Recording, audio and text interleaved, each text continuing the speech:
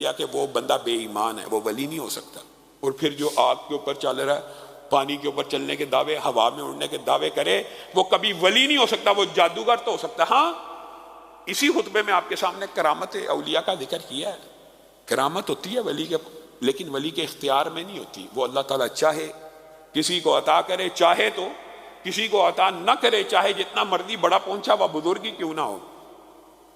تو گویا یہ بات بھی سمجھ لینی چاہیے کہ یہ جو علم غیب کا عقیدہ ہے، یہ ہر نبی کلی طور پہ عالم الغیب نہیں ہوتا۔ مستقبل کا، ہاں، جس واقعے کے بارے میں، جس حوالے کے بارے میں اللہ رب العزت چاہے، جس واقعے کے بارے میں اطلاع کرنا چاہے، اللہ تعالیٰ اس واقعے کے بارے میں اطلاع کر قسم کی کوئی حرج کی بات نہیں۔ آگے یہ جو واقعہ بیر معونہ کا ہے، اس کا پس منظر یہ ہے کہ عامر بن طفیل رسول اللہ صلی اللہ علیہ وسلم کی بارگاہ میں پیش ہوا اور آ کے کہنے لگا، اے اللہ کے رسول، میں آپ کے اوپر ایمان لے کے آتا ہوں۔ یہ بڑا سرکش آدمی تھا۔ میں آپ کے اوپر ایمان لے کے آتا ہوں، لیکن اس ایمان لانے کے بدلے میں آپ مجھے یہ دیں، آپ مجھے، آپ کے بعد خلیفہ میں، آپ کے بعد بادشاہت میری، آپ ابھی میرے سے یہ ایگریمنٹ کریں، میں آپ کی باتوں کو قبول کروں گا۔ یا تیسری بات ہے، اگر آپ نے جبر بھی کیا، ڈرانے کی کوشش بھی کی،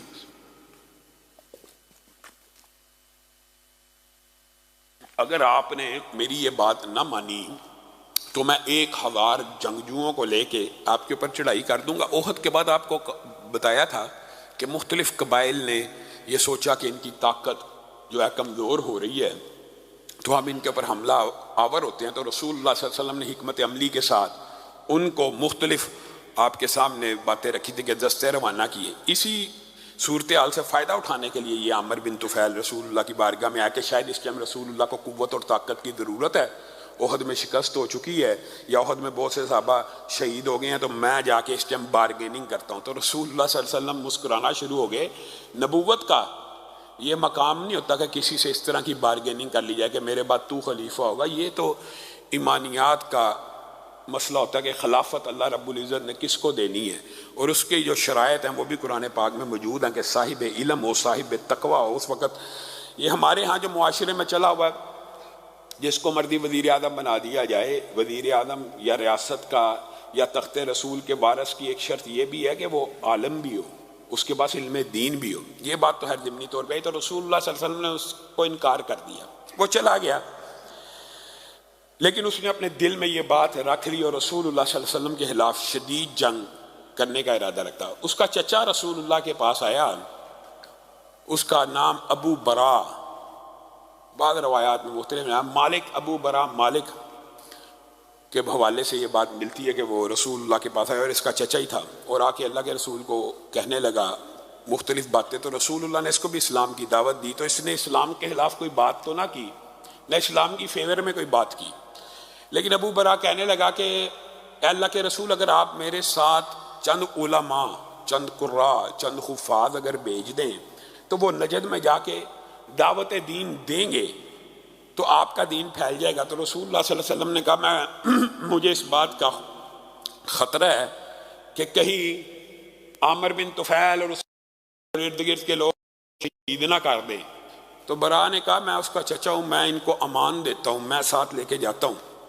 اب مجھے بتائیے، یہاں پہ بھی رسول اللہ صلی اللہ علیہ وسلم خطرے کا اظہار کر رہے ہیں اور اس چچا کے کہنے کے اوپر 70 حفاظ بھیج رہے ہیں۔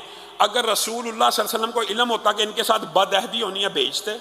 کوئی بندہ اپنے ساتھی اس طرح شہید کرواتا ہے؟ لے گیا۔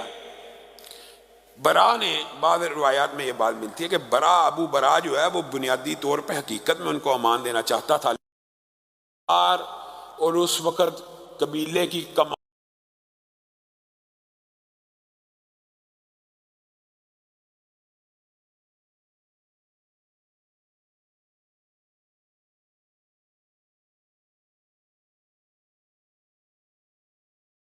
عامر بن طفیل کے ان صحابہ کو تحقیق کرنا شروع کر دیا۔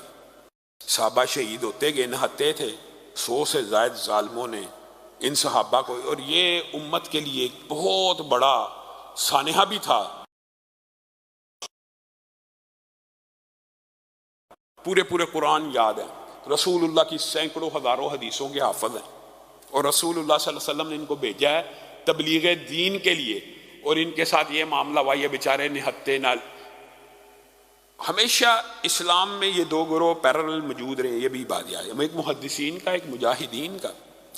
محدثین جہاد بھی کرتے رہے، لیکن بالعموم جو محدثین یا دین کے طلبہ ہوتے ہیں وہ جنگ و جدل کے ماہر نہیں ہوتے، جہاد کرتے ہیں لیکن وہ مہارت نہیں ہوتی جو مجاہد میں ہوتی ہے۔ تو یہ بیچارے بری طرح مقابلہ کرنے کی کوشش بھی کرتے رہے، لیکن کسی کو نقصان نہ پہنچا سکے، ہتھیار بھی نہیں تھے، نہتے تھے۔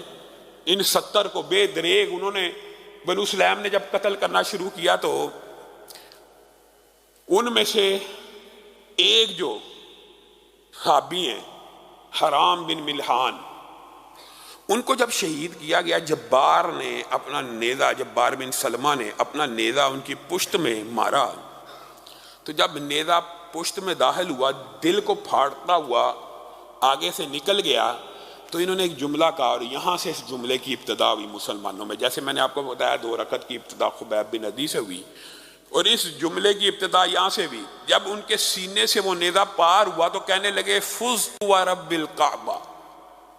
اب بتائیے آزمائش اور تکلیف اور درد کا اس سے بڑا میدان کیا ہو کہ بندہ شہید ہو رہا ہے اور بندہ مر رہا ہے۔ شہادت جو سمجھتے ہیں ان کے لیے تو یہ بات الگ ہے، لیکن ان کے لیے، کفار کے لیے، کہ ایک بندہ مر رہا ہے اور مرتے ہوئے کہہ رہا فزت ورب الکعبہ، اللہ کی قسم، رب کعبہ کی قسم، میں کامیاب ہو گیا۔ تو جبار بن سلمہ کانپ اٹھا، یہ کیا جملہ ہے؟ پھر پوچھنے لگا یہ اس نے مرنے سے پہلے کیا کہا؟ اس نے کہا کہ میں اللہ کی بارگاہ میں پیش ہو رہا ہوں، میں کامیاب ہو گیا۔ تو جبار بن سلمہ اسی ایک جملے کی وجہ سے اسلام کو قبول کر لیتے ہیں، اسی ایک جملے، خود شہید کی ہے، اور خود ان کے سامنے ایک صحابی نے یہ جملہ کہا، خود اس جملے سے متاثر ہو کے بعد میں اسلام قبول کیا۔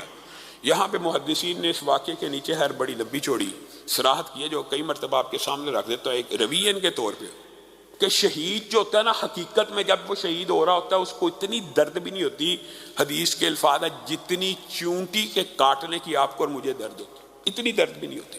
پھر اس کے جو فضائل اور مناقب ہیں کہ خون کا قطرہ نہیں گرتا، اللہ گناہ بھی معاف کرتا ہے، خون کا قطرہ نہیں گرتا، اللہ جنت کا ٹھکانہ اسی دنیا میں دکھا دیتا ہے، یہ شہید کے لیے اعزاز ہے۔ خون کا قطرہ نہیں گرتا، اللہ تعالیٰ عذاب قبر سے محفوظ کرنے کا اعلان کر دیتے ہیں۔ خون کا قطرہ نہیں گرتا، اللہ تعالیٰ اپنی بارگاہ میں پیش کرنے کا فرشتوں کو اعلان کر دیتے ہیں کہ ڈائریکٹ اس کو لے آؤ، کوئی عذاب قبر نہیں، کوئی وہ جو معاملات دنیا کے اندر دیگر عام امتیوں کا جو برزخ کا معاملہ ہے وہ اور ہے، شہید کی برزخ کا معاملہ اور ہے۔ شہید کو اللہ تعالیٰ نے اسپیشل یہ ایک پروٹوکول دیا کہ اس کو مردہ بھی نہیں کہنا، حقیقت میں ہے بھی نہیں، اس لیے ہے عالم برزخ میں، زندگی شہید کی بھی عالم برزخ ہی کی ہے۔ شہید کا مطلب یہ ہے کہ زندہ ہے، لیکن اس کا یہ مطلب ہرگز نہیں ہے کہ وہ زندہ ہے تو اس کی جو بیوی ہے وہ بیوہ ہی نہیں ہوئی، یا وہ آگے شادی نہیں کر سکتی، یا اس کی وراثت تقسیم نہیں ہونی۔ بعض لوگوں نے عجیب و غریب فلسفہ ہے، جی شہید زندہ ہیں جی، جمعرات کے دن اپنے گھروں میں آتے ہیں جی، جو اولیاء اللہ ہیں، جو مومن ہیں، یہ جی جمعراتوں کو اپنے گھروں میں آتے ہیں۔ یہ کیسا فلسفہ؟ یہ یعنی ان روایات سے یہ اخذ کر لینا، اگلی باتیں اپنی طرف سے، جمعرات کی جمعرات آتے ہیں جی، جمعرات کو ہمیں یہ کچھ نہ کچھ پکانا چاہیے۔ بیچارہ شہید اپنے گھر آ رہا ہے، یا ولی یا مومن، بیوی نے دوسری شادی کر لی ہوئی ہے، اجازت ہے شریعت کی طرف سے، شہید کی بیوہ کو شادی کی اجازت ہے کہ نہیں؟ اولیاء اللہ کی بیوہ کو بھی اجازت ہے۔ یہ گھر آ رہا ہے جمعرات کے دن، بیوی نے شادی کی ہوئی ہے، اب بتائیں یہ اللہ تعالیٰ، یہ ان لوگوں نے کیا مذاق بنایا ہوا ہے؟ یہ عقیدے کی بھی اصلاح ساتھ ساتھ، یہ مطلب نہیں ہے کہ شہید زندہ ہے تو وہ اس دنیا میں زندہ، زندہ وہیں پہ ہے، بلکہ اس زندگی کا خد و خال بھی رسول اللہ نے بیان کر دیا کہ پرندوں کے کالم میں اس کی روح کو ڈالا جاتا ہے، ایسے خوبصورت پرندوں کے کالم میں کہ عرش کے نیچے قندیلیں لٹک رہی ہیں، ان کے اندر آ کے شام کو سو جاتے ہیں، اور صبح ہوتی ہے تو جنت کی چراگاہ میں چرنا پھرنا شروع کر دیتے ہیں، کوئی عذاب قبر نہیں، اللہ کی بارگاہ میں سیدھا پیش ہو گئے۔ اور ان بیر معونہ کے شہداء کے بارے میں رسول اللہ صلی اللہ علیہ وسلم نے کہا، انہوں نے اللہ رب العزت کی بارگاہ میں جا کے کہا کہ نبی کریم کو بھی ہمارا پیغام دے دیں، اور اگر آپ غور کریں قرآن پاک حدیث نبویہ سے تو یہ مقام بھی شہداء کو ملا سب سے زیادہ، 99% جو پیغامات شہداء نے اللہ سے مطالبہ کیا کہ دنیا میں پہنچا دیے جائیں، وہی قرآن پاک اور احادیث میں پہنچے ہیں۔ عام